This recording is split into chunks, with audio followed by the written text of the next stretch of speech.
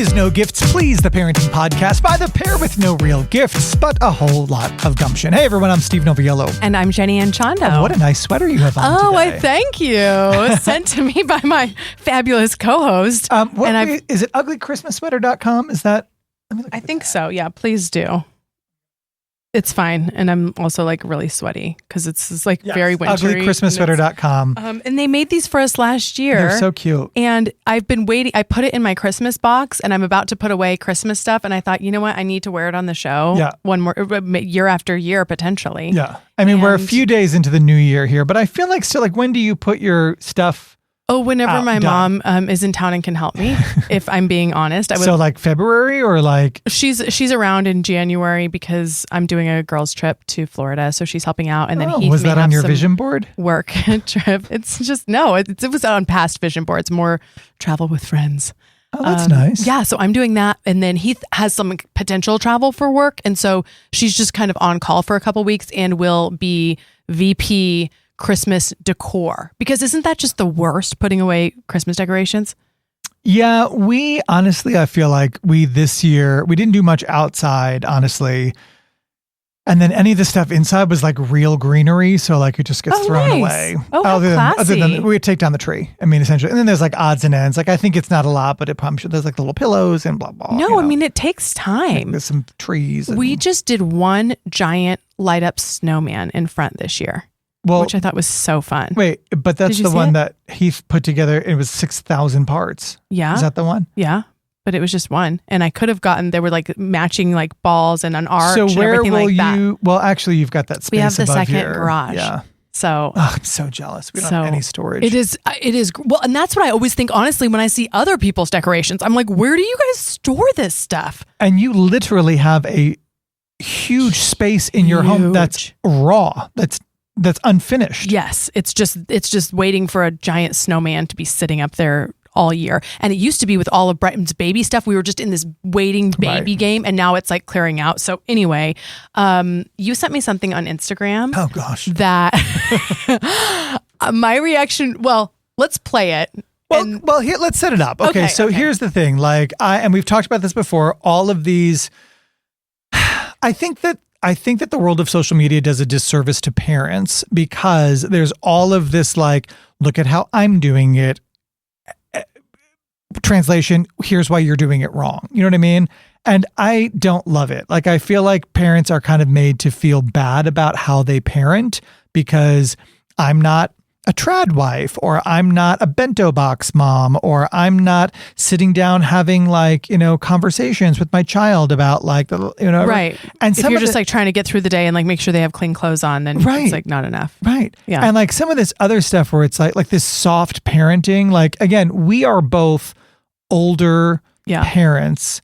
I'm 50 years old and I have a 6-year-old and an almost 8-year-old. Right. So that's a little older than most 50-year-olds. I mean, like my parents were becoming grandparents at this point. Right. Yeah. I think I met Heath's mom when she was like my age. Yeah.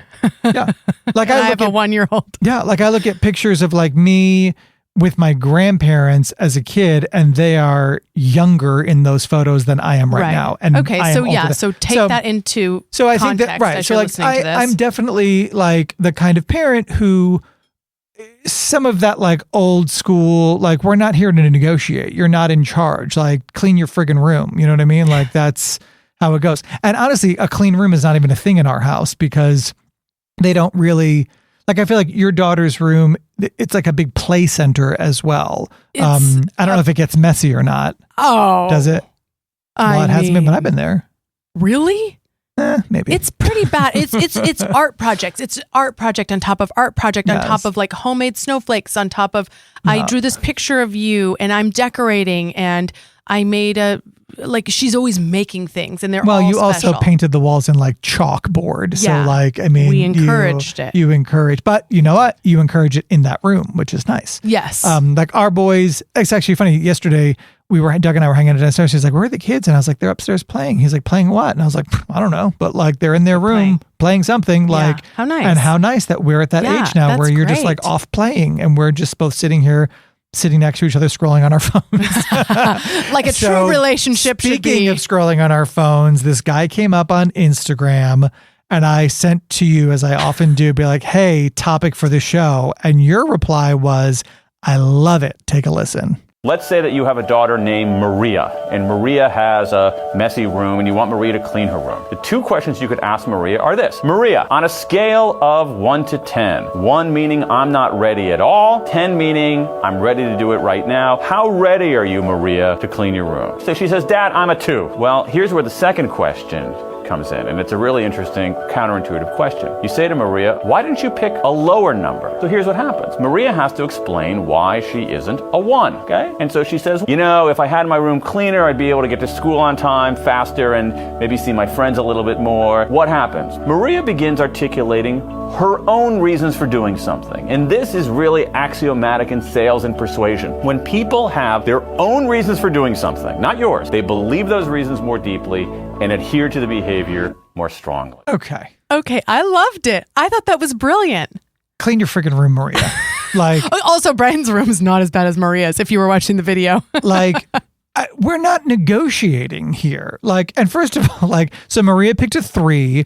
He's like, okay, well, why didn't you pick a 2? What if Maria picked a 1? Where's that example, Brainiac, right? Where she's like, sorry, not at all ready.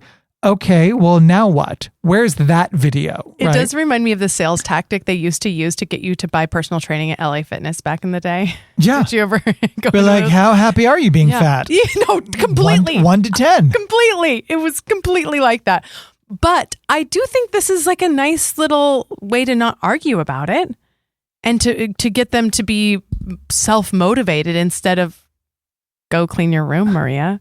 But when Maria is like, I'm a 3, and he's like, hey, why aren't you a 2? And she's like, well, having a clean room helps me do X, Y, and Z. Cool. Go clean it. Yeah, no, I'm still a 3.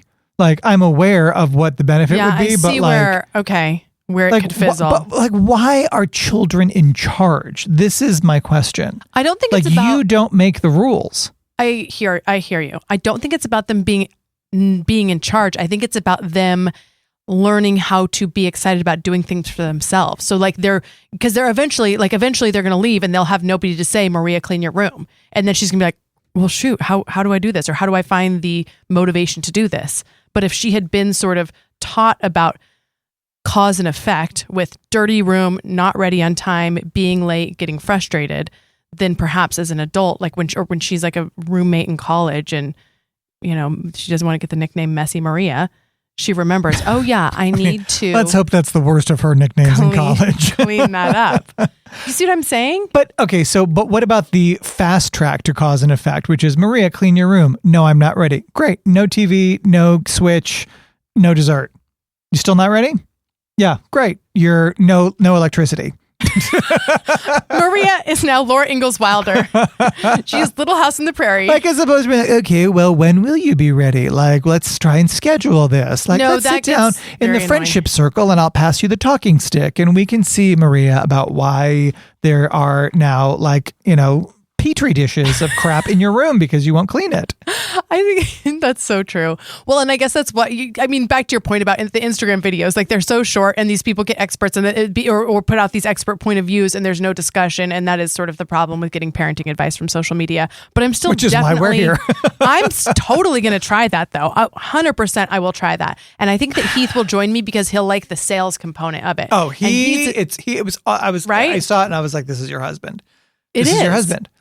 Has he ever tried to sell you anything? Well, I was going to say, so in Heath's example, Maria will have a clean room and some Amway. So, okay. So what we do with that is hey, could you, the kids, at the end of the day, I think our kids take a lot of joy and pride in helping us. So I will find things for them to do to be a part of positive activity. For example, setting the table seems to be a weird thing with them, but hey, buddy, because they're competing with each other. Side note, your nails, I cannot get over how good they look. So I started doing a gel manicure a month ago. Gel now. I knew you started doing manicures, but gel so is on my gelling. On my daytime show, my hands are on TV a lot more. So I go. It's once every 2 weeks. I don't know. Do you think they're too shiny? I mean, the lights, they're shiny. The lights hitting them. No, I think they look great. It's better than looking raggedy. Yeah, I feel you look like Doug does the yard work.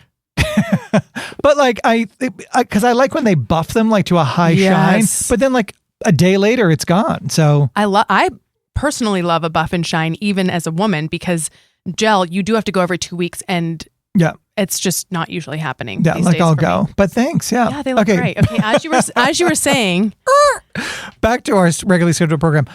So like I'll be like, hey, could you hang this up? We got a new order. Hey, Hudson, would you do me a favor and hang this in the tree? Oh yeah, cool. Oh hey, like vacuuming. That's always a good one, because that's kind of fun, because you get to use this big machine that makes a big noise. Hey, would you vacuum this? Yeah, you know, that kind of thing. I think that like, what drives me nuts with them is like, hey, put your shoes on. We got to go.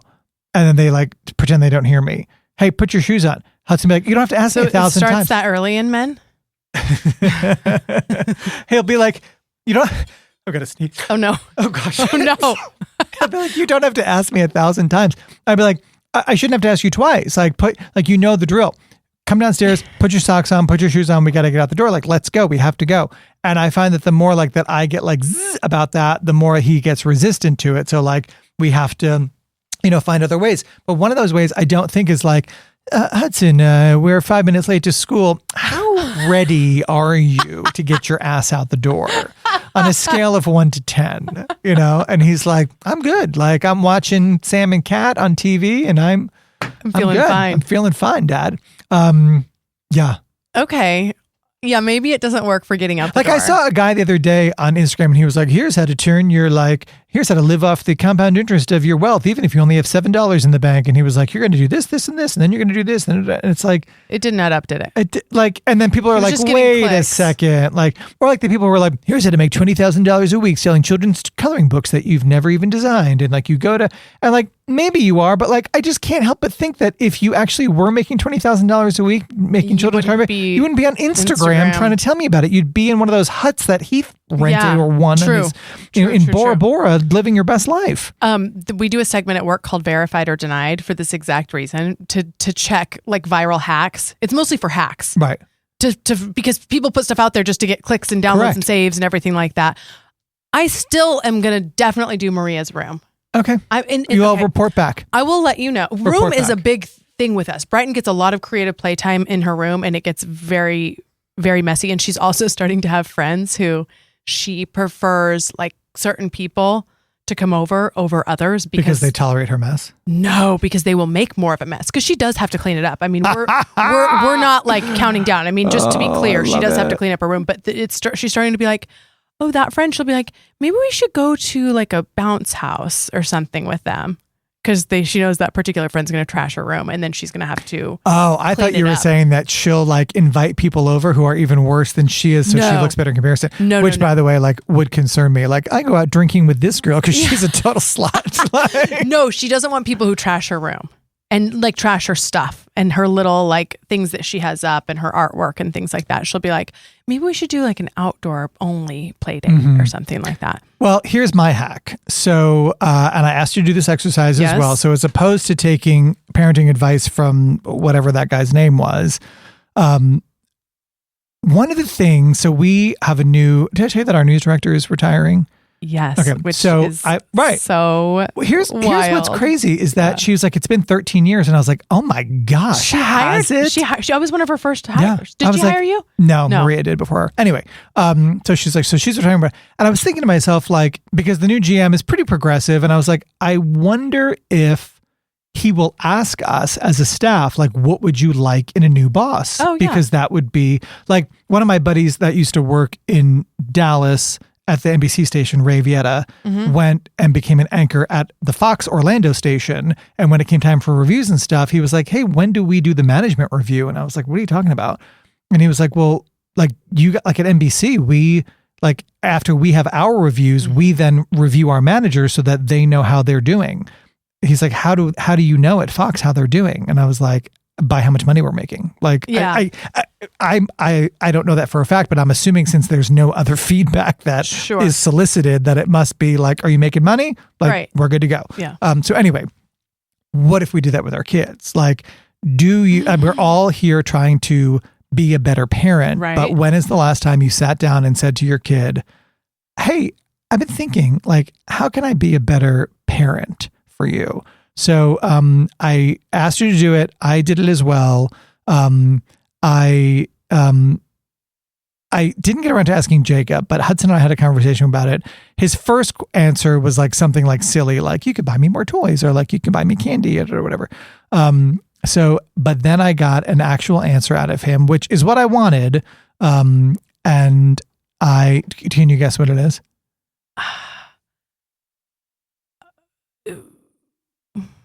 Homemade breakfasts, like more cuddle time.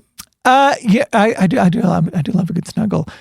He said, I wish you weren't on your phone so much. Oh, burn. Oh my gosh. Burn. Oh no, I can't even handle it. I was like, I can't. Oh, I said, you know what? As I was just on my phone right now as we're talking. Like, for our guest, by the way. I'm killing time here while it tries. For our guest our next guest is waiting. I was like, you know what?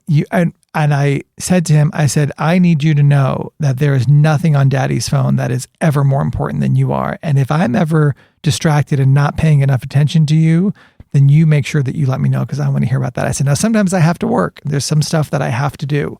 I said, but nothing is more important than you are to me. And I'm going to really make sure that when we're together, that you understand that you're my priority and not my phone. He said, okay. I love that conversation. I great felt like a piece of... Every single child probably would think the same thing, except for the trad wives. But at some point, they are also posting on Instagram because we know about them. So they are also not perfect.